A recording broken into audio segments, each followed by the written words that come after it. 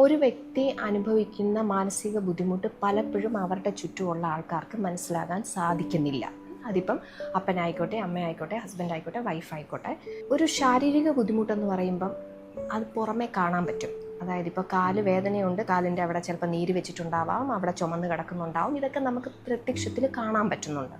പക്ഷേ ഒരു psychiatry related ആയിട്ടുള്ള ഒരു ഡിഫിക്കൽട്ടി വരുമ്പോൾ അത് നമ്മളുടെ വികാരങ്ങളെയും നമ്മുടെ ചിന്തകളെയും നമ്മുടെ പ്രവൃത്തികളെയും ഒക്കെയാണ് ബാധിക്കുന്നത്.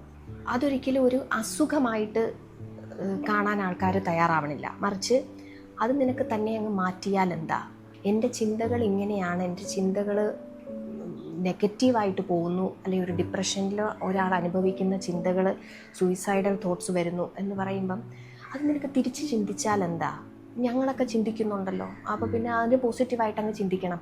ശരിയാണ്, പോസിറ്റീവായിട്ട് ചിന്തിക്കണം എന്ന് പറയുന്നതിൽ യാതൊരു പ്രശ്നവുമില്ല, അങ്ങനെ തന്നെ ചിന്തിക്കാൻ ശ്രമിക്കുകയും വേണം. പക്ഷെ വേറൊരു വശം എന്ന് പറഞ്ഞാൽ അവർക്ക് ശ്രമിച്ചിട്ടും പറ്റാതാവുന്നു. അതായത് ആ ഒരു അസുഖം അവരുടെ ചിന്തകളെ ബാധിച്ചിരിക്കുന്നു, അവർക്ക് നമ്മളെ പോലെ മാറ്റി ചിന്തിക്കാൻ പറ്റണില്ല എന്നുള്ളതാണ് ആ വ്യക്തിയുടെ പ്രശ്നം. ഇത് പക്ഷേ ഒരു പരിധിവരെ കൂടെ നിൽക്കുന്ന ആൾക്കാർക്ക് മനസ്സിലാവത്തില്ല. പക്ഷേ മാനസിക ബുദ്ധിമുട്ടുകൾ എല്ലാം അങ്ങനെയാണ്. നമ്മളുടെ ചിന്തകളെ ബാധിക്കുമ്പോൾ നമ്മൾക്ക് മറ്റുള്ളവർ പറയുന്നത് പോലെ അതിനെ മാറ്റിയെടുക്കാൻ ചിലപ്പോൾ പറ്റുന്നുണ്ടാവില്ല. രണ്ടാമത് അത് നമ്മുടെ ഇമോഷൻസിനെ ബാധിക്കും. നമുക്ക് സങ്കടം വരുന്നു, നമുക്ക് സന്തോഷം കൂടുതൽ വരുന്നു, നമുക്ക് വെപ്രാളം വരുന്നു. ഇതും മറ്റുള്ളവർക്ക് കാണാൻ പറ്റുന്ന ഒന്നല്ല. ഇത് നമ്മൾ എക്സ്പീരിയൻസ് ചെയ്യുന്ന ഒരു ബുദ്ധിമുട്ടാണ്. മറ്റുള്ളവരെ സംബന്ധിച്ചിടത്തോളം ഇവിടെ കാണാനായിട്ടൊന്നുമില്ല.